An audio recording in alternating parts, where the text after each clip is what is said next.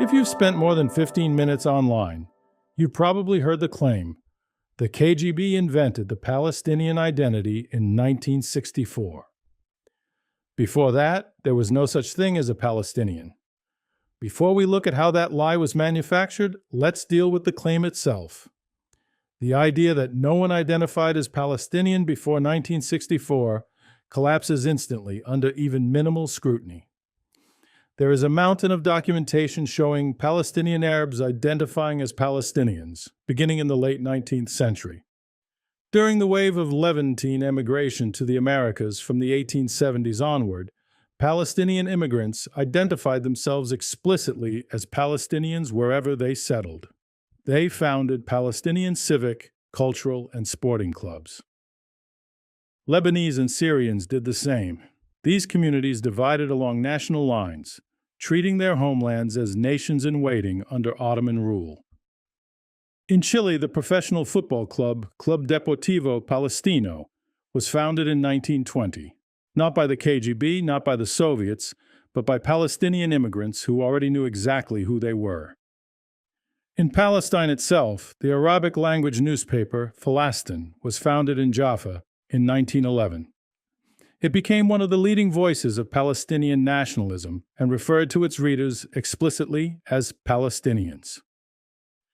In 1921, the Third Arab-Palestine Congress submitted a formal report to Winston Churchill.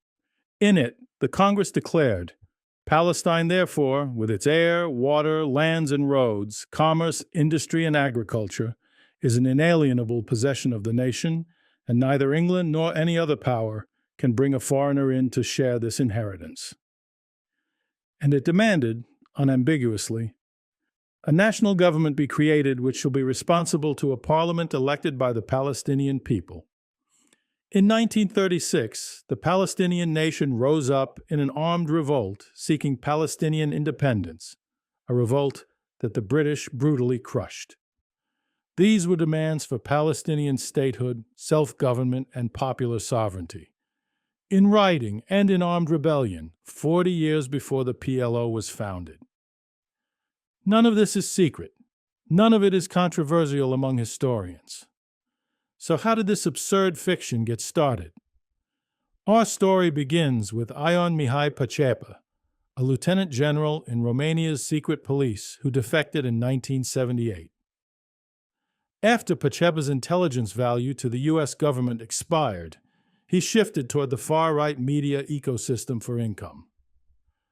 Pacepa sensationalizing his stories and exaggerating his role to appeal to the conspiracy mills that began publishing his work, like Front Page Magazine and WorldNet Daily, who promoted conspiracies like the Birther Movement. In 2004, Pacepa gave an interview to Front Page Magazine, making some new uncorroborated claims.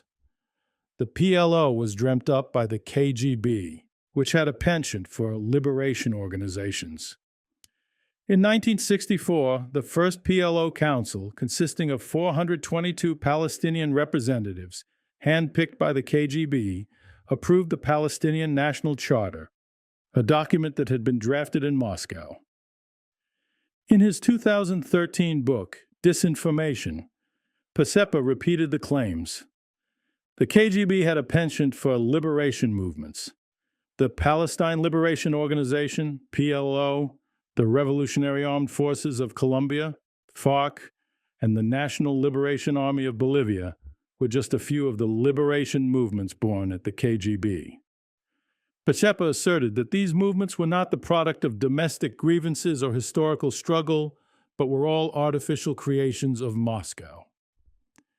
Pacepa had become a favorite citation for every dictator trying to explain away domestic political unrest as foreign subversion.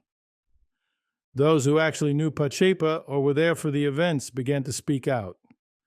Mircea Răceanu, a high-ranking Romanian diplomat, noted that Pacepa would take some real facts and then invent the rest to suit his narrative.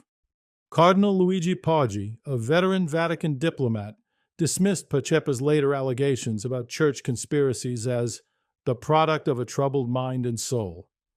Pacepa claimed to have engineered a prisoner exchange in 1959 for Archbishop Augustin Pacha. However, church records showed the archbishop had actually died in 1954, 5 years before Pacepa's claimed rescue. Because of these blatant chronological and factual errors, Poggi dismissed the stories not just as mistakes, but as the inventions of someone who was no longer mentally or spiritually grounded in reality. Father Peter Gumpel, a Vatican historian, noted that during the time Pacepa claimed to have infiltrated the archives to frame Pope Pius XII. The specific documents Pacepa referred to were held in the archives of the Vatican Secretariat of State, not the Vatican Secret Archives, to which Pacepa claimed his agents had gained access. Dinu Zamferescu, president of the Romanian Institute for the Investigation of Communist Crimes, noted Pacepa himself signed the orders to frame and destroy dissidents that he later claimed he defended. If the PLO had truly been born at the KGB, the massive intelligence dumps of the 1990s would be littered with blueprints. Instead, they show a superpower, playing a reactive, opportunistic game of catch-up. The Mitrokhin archive, smuggled out in 1992 and often called the definitive Black Book of Soviet Subversion, confirms Soviet funding and intelligence contact with Yasser Arafat. What it does not contain is any evidence that the KGB handpicked the 422 delegates of the 1964 Palestinian National Council or drafted the 1964 Charter.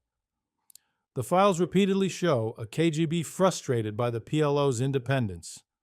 The Stasi records tell the same story. East Germany's secret police documented every shipment of weapons and training provided to Palestinian militants in meticulous detail. Yet those files consistently treat the PLO as an independent Arab movement with its own internal politics, not a Soviet creation or a puppet organization. Finally, Romania's own Securitate archives, the place you would expect a smoking gun given Pacepa's senior role, contain nothing to corroborate Pacepa's claims. If the Soviets had written the origin story, it would be in the archives. It isn't. Pacepa was a serial liar serving up fan fiction to a far right-wing audience to pay the bills. Exactly the qualities the Zionist Hasbara machine looks for in a source. The Zionists embraced Pacepa's discredited garbage and even embellished it, adding the absurd claim that no Palestinian called himself a Palestinian before 1964. Then they repeated it, and repeated it again. Thousands of Zionist trolls, millions of times. That's how misinformation works. A lie repeated endlessly until it sounds like history. Thanks for watching. Please hit the like and subscribe buttons if you would like to see more content like this.